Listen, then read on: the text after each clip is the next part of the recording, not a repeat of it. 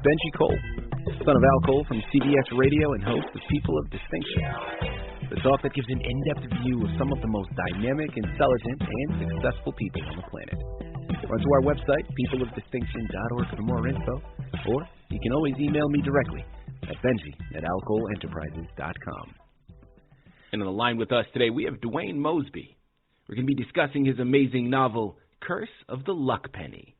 Now, it's available for purchase through Amazon, Barnes & Noble, Walmart, pretty much wherever books are sold. Head on over there today, pick up your copies, and get lost in this amazing journey. While you're at it, also check out his YouTube page. Search his name, Dwayne Mosby, and you'll come across his book trailer that was created for Curse of the Luck Penny. So once again, Amazon, Barnes & Noble, Walmart, YouTube, pretty much any online book reseller. Head on over there today, pick up your copies, and get lost in all of it.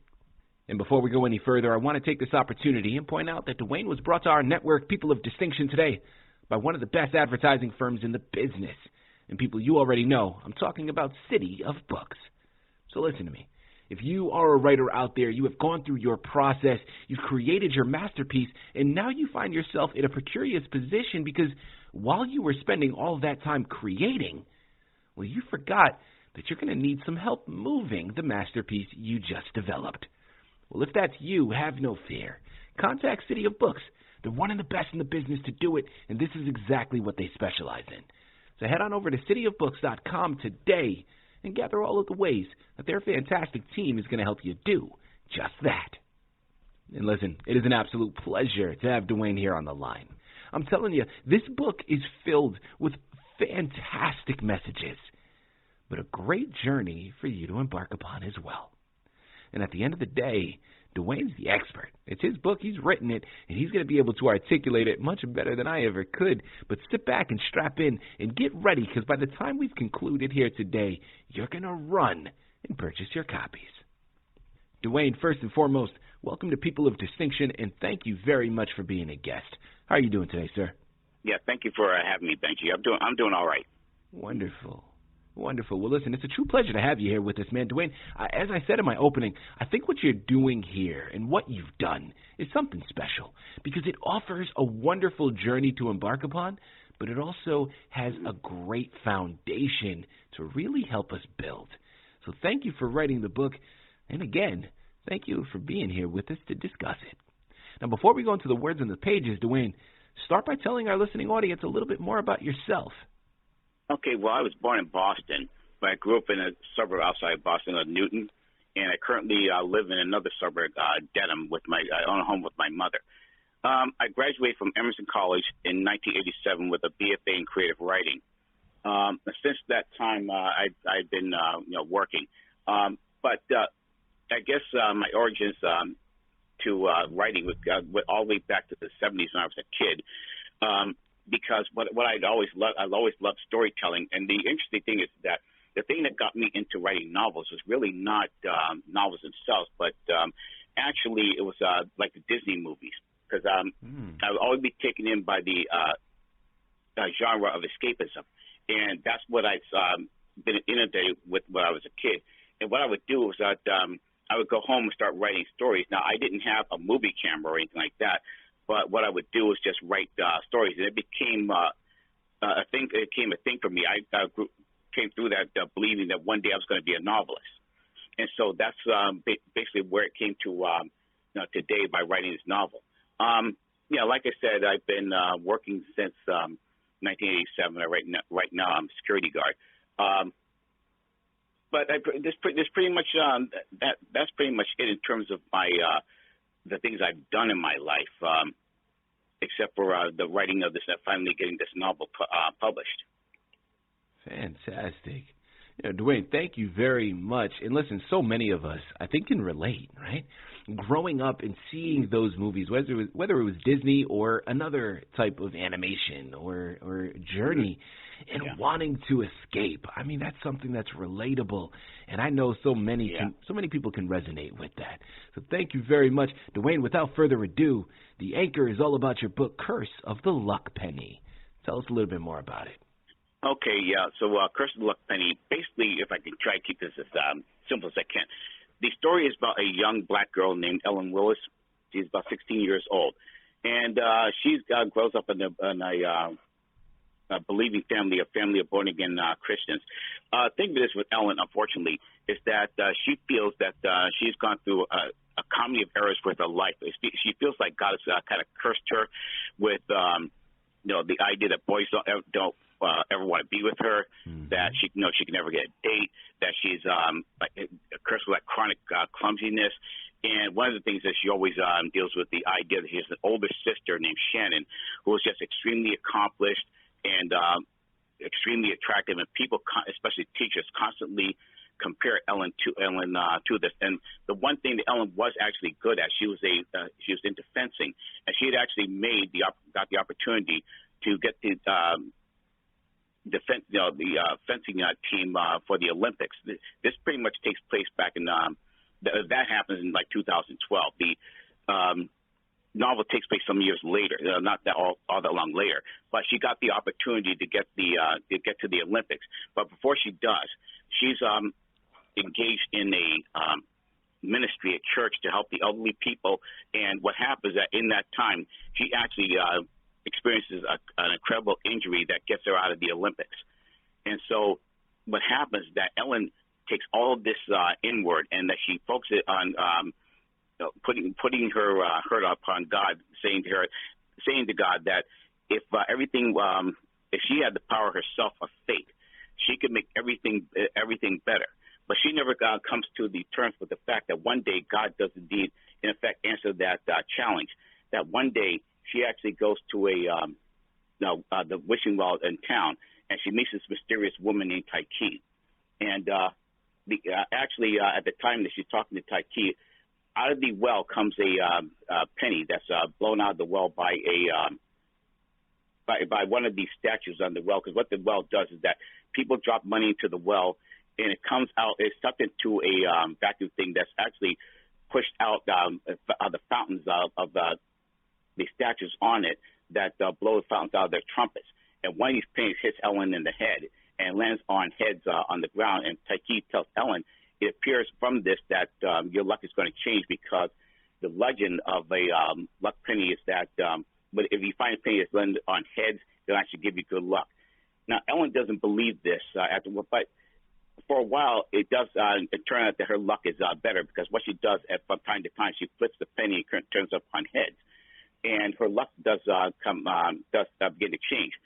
But when Ellen begins to really internalize this, she now thinks that this penny has given her the kind of blessing that God was not going to give her, and that she decides from that she doesn't need God anymore, that she's not going to trust him anymore. And it's that time when that luck begins to change, that when she flips the penny this time, what happens is that it comes up on tails. And when it comes up on tails, serious bad luck befalls her and people that she knows. At one point, something's happened to her that nearly cost her life. And so from that point on, Ellen and her best friend Patricia, they start to research the penny and find out that there are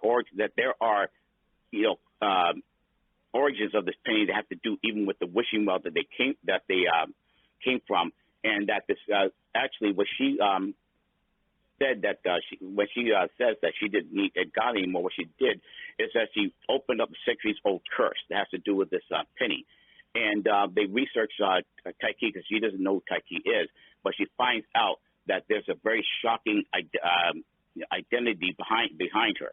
And so Ellen and Patricia find out through more research that there was a curse attached to this that only Ellen can undo. But before this happens, she loses the penny to a young girl named Linda Levenson, who is a teenage heiress of the daughter of the richest family in their hometown.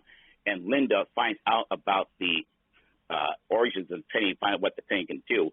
And what she does is that she takes from Ellen, and she uses the power to try to take down the people who have tried to keep her and her family from world domination, which she ultimately desires to have. And Ellen finds out also that she has only until the next Friday to disarm this penny, or else every curse that came about it will remain forever. And it has to be Friday because Friday is considered the witch's Sabbath. And the witch's Sabbath is on, they consider it that because Friday is the day that Christ was crucified, and the witches use that as a Sabbath to kind of like mock his crucifixion. So we have all of this, and Ellen has to get it back before that time, or elsewise everything just remains the way it is. There you have it. People, I told you. Listen, this is a journey you're going to want to add to your shelf. I mean, this is fantastic. I love it. Follow-up question here for you, Dwayne, as we continue moving on. What inspired you to write this particular narrative? I know when you were talking about, growing up and, you had that vivid imagination where these movies inspired you to kind of escape and embark upon these journeys yourself. But this particular book, with this message behind it, what inspired you to do this? All right, going all the way back to 1985 when I was in college, I saw this animated short on PBS. It's for the educational series, and it was the mathematical series, and the subject was probability. They had a character who was this mild-mannered not reporter. I'm sorry, I got this mixed up with Superman. But this mild-mannered office worker. He always had a dream of being a superhero. Okay. Now, one day he's walking down the street and he falls down an open manhole cover, and he sees at the bottom of the the basement there, he sees what appears to be Aladdin's lamp, and he rubs the lamp, and sure enough, a genie appears. Now, instead of the genie giving him his desire to be a superhero, what the genie does instead is give him a magic amulet, and this amulet is imbued with both red and blue power. And the genie said that if he rubbed the amulet and got blue power, it would give him his wish that would make him a superhero. But if he rubbed it and it gave him red power, okay, it would do something like turn him into a washing machine or a flower pot. And what the genie does is that from time to time, he doesn't give it like the full power red or blue, but gives it like the probability that would come up at certain times. Like one time, it would give him like 1/5 time of giving him red energy instead of blue energy, or one time it would be 2/3, like blue energy or red energy. And again, as time would go on, he would go throughout his days. When something would come up like would need a superhero, he would rub the amulet, and instead of making him a superhero, turn him to like a washing machine or a flower pot, something like that, or it would turn him to a superhero. But so at the end of it, he went back to the genie, said that, he wanted more of the blue energy instead of the red energy. And the genie gives him like 9/10 blue energy and 1/10 red energy. And so for the most part, everything's working out. But then again, when he rubs the amulet, he turns to a superhero. But there are those times when he does turn to a flower pot or a washing machine or whatever. And I'm looking at this, I'm thinking, wow, you know what? There's one device that the mathematicians almost always use to determine probability. It'll be a coin. Like to flip the coin at certain times you would get heads, certain times you would get tails. I thought about that, and I married that to the legend of Lucky Penny. And so I decided to use that to create that story. That's how the story came about. People, I'm telling you, Amazon, Barnes & Noble, Walmart, pretty much wherever books are sold. Head on over there, pick up your copies, check out his book trailer on YouTube. There's so much happening. Dwayne, follow-up question here as we start to navigate towards the end. But one of my favorite questions to ask, if you could enter the world of your book, right, you can choose any page to land on and be immersed in, which page would you choose to land on and why? Well, it's kind of tough to say because because I'm sitting outside of it, and I'm looking at I'm looking at from the perspective of someone's reading, not someone's immersed in it. It's kind of like this when I look at you mentioned before about how I'm inspired by the movie stuff because I grew up on a healthy dose of like Disney, Spielberg, and Lucas, and I remember. With the Indiana Jones movies, how one time, because we're looking at from the audience perspective, and we're seeing all this great action and adventure stuff, we're really taken in by it. But one time, I think in the third film, Indiana Jones and the Last Crusade, they'd be chased. He and his father being shot by Nazis, and his father said, those people are trying to kill us. He said, how often does it happen to you? And Jones said, it happens to me every day. And it wasn't he wasn't really pleased about it. And it's kind of like the same thing as this. I'm not really sure exactly where I would put myself as Ellen, but it's kind of difficult to explain when I'm revealing not revealing much of the story. But I guess it'd probably be at the end. Because when it comes to the conclusion, it all comes to all of this. Her perspective changes. Okay, that she realizes that everything that God had allowed her to do, God allowed her to go through, come to this point. Because even her grandmother, who's like the mentor of the story, Ellen's real spiritual advisor, she tells Ellen in the time of when Ellen is really coming down, how God has mistreated her and such. The grandmother saying to her, you may not know this, but all the things that happen to you, God may be using you to prepare you for some great service, something like that. It's kind of like what happened to Joseph when his brothers sold him to the Egyptians, and not knowing that he would be put in that position to save both Egypt and the surrounding areas from a deadly famine. And so the grandma's telling Ellen that this is it may very well be what God may be leading you toward. And Ellen comes to this understanding near the end of the story, and that's when she comes back to God.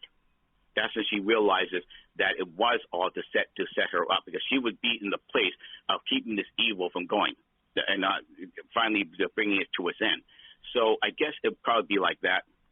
Because Ellen grew in grew in more maturity. Yeah, Dwayne, I love what you're talking about here, man. I love this book, what it represents, the journey that your readers are going to embark upon. Listen, man, we know about the book. We know about your background. Well, I'm focusing on the future now. Dwayne, what's next for you? What's upcoming? Please tell me there's another book on the horizon, man. Well, I would. See, the thing of it is, what I didn't explain is that it took me 25 years to write it. Okay, actually, because I was going through a serious writer's block at the time, and this really started in 1982. I won't go too much into that. I guess one of the things that really caused it was the fact that my repository in terms of my writing novels wasn't good, because, like I said, for the most part, I told stories, but I didn't read as much as I should have, and it took 25 years for me to write it. But anyway. Once I wrote this and got it done in 2016, that's when I started sending out query letters, and it really took 73 tries, and literally about 4 years to get it sold. Because originally I went to when I got ready to write the query letters, I targeted those literary advisors to handle people like Suzanne Collins, who did the Hunger Games, Veronica Roth, who did Divergent, Stephanie Meyer, who did the Twilight series, and because they were like the big names, but they rejected it. I had 73 rejections. Now, during this time, both my mother and sister saw a commercial on television for the publisher Christian Faith Publishing, and they saw that they were like a self-publisher. And originally, I didn't want to do that. I wanted to get a big name publisher or any publisher to do it. And the reason why I didn't want to do self-publishing is because I didn't have the money. I know he had to pay for it. Yeah. But I relented. I said, okay, well, this is like I had 73 tries. Let me contact them. Let me send them the query letter and see if they want to take it. And they did. They were the only ones who, after 4.5 years, took it. They said, okay, we'll do this. We'll accept it. And the thing is that I really loved about it is because one of the stipulations of the contract that I would have complete control over what was done or not done with the story. And so, we published it with them, and it took like a year and a half to do it, but finally it came out. So I went through all of that because as an answer to what I have in the future. What I was going to do is I was going to write a screenplay for it, but I stopped in the middle of it because I had gotten extremely exhausted, because it seems like after finishing this work, I just come off of a long marathon, and now I'm starting another one again. But I just didn't have like the emotional energy to do it. And I understand that when S.E. Hinton had published The Outsiders back in '67, that it took her another 3 years to do another novel. if only she did it at the behest of her husband. And so, at this time, I would like to get back to writing again, but at the time, I don't know what I really want to do. So it's really kind of a question mark over it. I'm looking. I would love to get back into writing again, but I need to know how this is going as well. Yeah. Well, listen, people, that sets up a fantastic opportunity, okay? Because, listen, we're at the end of the interview now. We have discussed so much information. I know you are all like me, and you are sold. You have listened, and you are hooked. But here's what I want you all to do. By the overwhelming show of support with purchasing of this book, that's going to be your way of messaging Dwayne and telling him, listen, man, we need another one. Okay, you need to get back to the drawing board. You need to create another. Now, hopefully, this next one doesn't take another 25 years. I think we could do it in a much shorter time frame. But listen, it starts with us. Okay, pick up your copies. Amazon, Barnes & Noble, Walmart, wherever books are sold. You're going to want to add Curse of the Luck Penny to your shelf. While you're at it, get another copy of the book to add to someone else's shelf, because this is a wonderful gift for you to get for them. Dwayne, this has been a true pleasure, man, an absolute delight. Yes. Thank you once again for being a guest on People of Distinction. Yes, thank you for the opportunity. Thank you.